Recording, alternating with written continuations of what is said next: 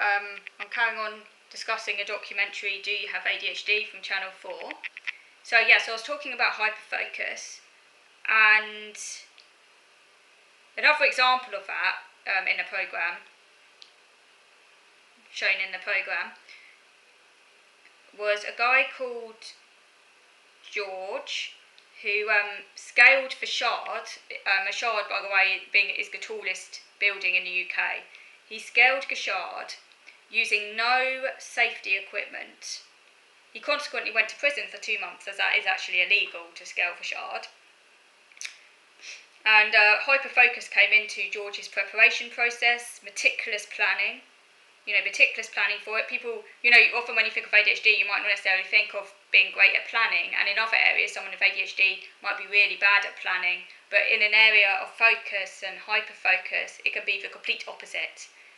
Really, really, really excellent planning in like a kind of very narrow area. So it's not necessarily a case that the person doesn't have any organisational ability at all. It's kind of, again, it's very kind of, what's the word? It's kind of spiky, and it depends on how much the person is interested in something. Just like attention, it's not like a person doesn't have any ability to focus or pay attention or concentrate. It depends on their level of motivation and interest. So George says, he had no time for any other thoughts when climbing it, as it was a life or death thing, and he was completely dialed into the moment, so completely and utterly absorbed in scaling it.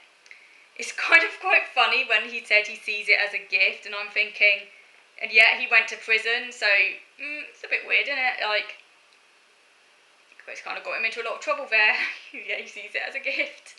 The neurodiversity thing. I don't see it as a gift. I don't see any of my conditions as a gift. I wish I didn't have them. They hold me back. I don't understand it when people say something like that's an actual disorder as a gift. I really don't get that. But my thoughts on the neurodiversity movement and all that stuff about gifts and how much I disagree with that sort of thing. He went to prison. He broke the law because of his impulsivity. But how can you say that's a gift, Quite reckless, kind of risk-taking behaviour there. And he says he doesn't see it as a disorder at all, he says. Like, really? I'm sure that, what's his name, Russ Barkley would disagree with that estimation. Professor Russ Barkley. Again, it talks about hyperactivity.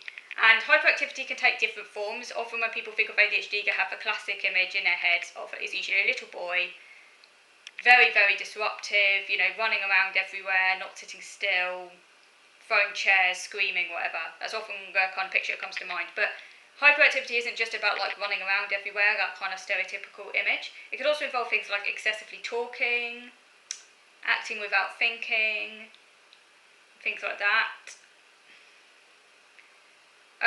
Or a kind of inner restlessness, need to be on a go all the time doing things, not being able to relax, not being able to kind of slow down, constantly needing to be stimulated in some way. It doesn't necessarily have to be, an external manifestation. It could also be lots of thoughts rushing through a person's head.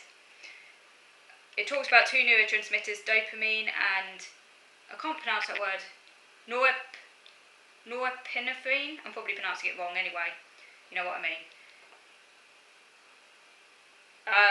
Which are crucial for the body's response to stress and danger. They send signals to different regions affecting behaviour. In the ADHD brain are distributed at lower levels, impairing attention and impulse control.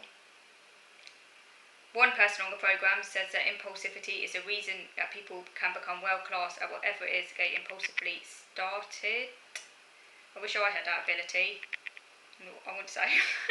I start lots of things because, I'm always looking for something to I'm always needing to, my brain is always needing to have something to do, I can never be still. It's always wanting to do something. But I'm always wanting to find new stuff to learn, whatever. But I don't think I've ever become like world class at anything, so. I don't miss that one. But like I said, I don't see it as a gift. So, Vicky, the clinical nurse specialist person, says sometimes that they can see hyperactivity in a room, but it can also be internalised. Exercise is recommended for ADHD, some like boxing, and it shows some people boxing on a programme, which can help manage their hyperactivity, slowing down their thoughts. But when something is not exciting or challenging, it's a real slog. It has to be exciting and motivating. That's very true for me. Again, it talks about impairment.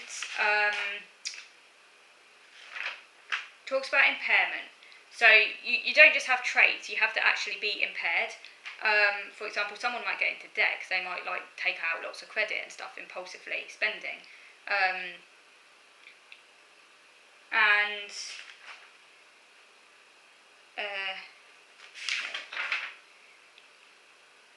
Yes, again it goes back to Claire, so it talks about impairment and how important that is. And then it goes back to Claire, the doctor, who was having her assessment. Now, Claire has no impairment in her adult life.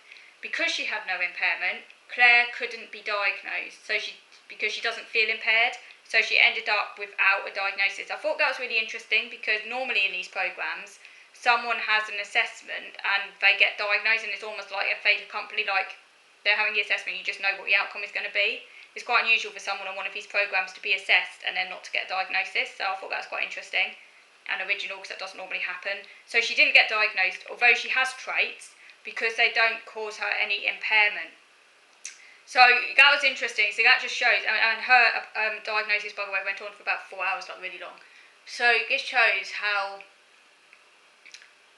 how not everyone who thinks they've got ADHD has it, because it's not enough just to have traits, you have to have impairment. It's interesting with the neurodiversity movement going on about, it's no impairment, it's a great difference, You have to have impairment to have ADHD. And it's funny also how some people who actually really do have impairment still go on about it not being impairing, like when they've literally shown they have an impairment. Like the guy scaled for Shard, like he's obviously got an impairment if he's done something illegal like that and gone to prison, and yet. But do you know that lack of insight can actually be a symptom of ADHD? So I've read about this. So some people with ADHD literally think they don't have an impairment because they don't have self-awareness. Because self-awareness can be quite late to develop in ADHD, and also in autism, by the way. I didn't actually think I was impaired or had any disorder at all until like into my 20s. I think I would have been quite kind of taken in by the neurodiversity thing if it had been a thing at the time, because I was quite in denial. Obviously now, I know full well that it's a disorder and a disability because I now have that self-awareness. But I didn't have that self-awareness back when I was a teenager, for better or worse. In some ways that kind of protected me, because it kind of made me not really feel bad for being. There's nothing wrong with having a disorder. There's absolutely nothing wrong with having a disorder, but the way society frames it, people might feel a sense of shame. And I think maybe saying that you don't have a disorder can sometimes be a coping mechanism for that ableism in society. But actually it ends up reinforcing ableism, because you're not actually confronting this issue around people seeing disorder as a problem, and it's not a problem, it's just a fact of life, and there's nothing wrong with having a disorder. So Claire ended up without a diagnosis because she doesn't have an impairment, so she was just left with just having to accept that she just has traits. But these traits, although she went away without a diagnosis, that doesn't mean that she can't get help and support for the traits that she has. And then it talked about something called body doubling, and this is where people with ADHD can get more stuff done if they have company.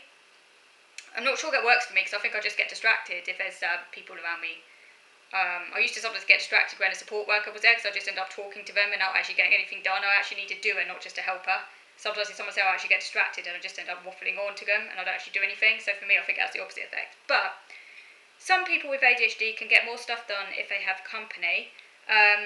So Claire does not have a diagnosis, but she still finds support from the so-called ADHD gang online via social media videos.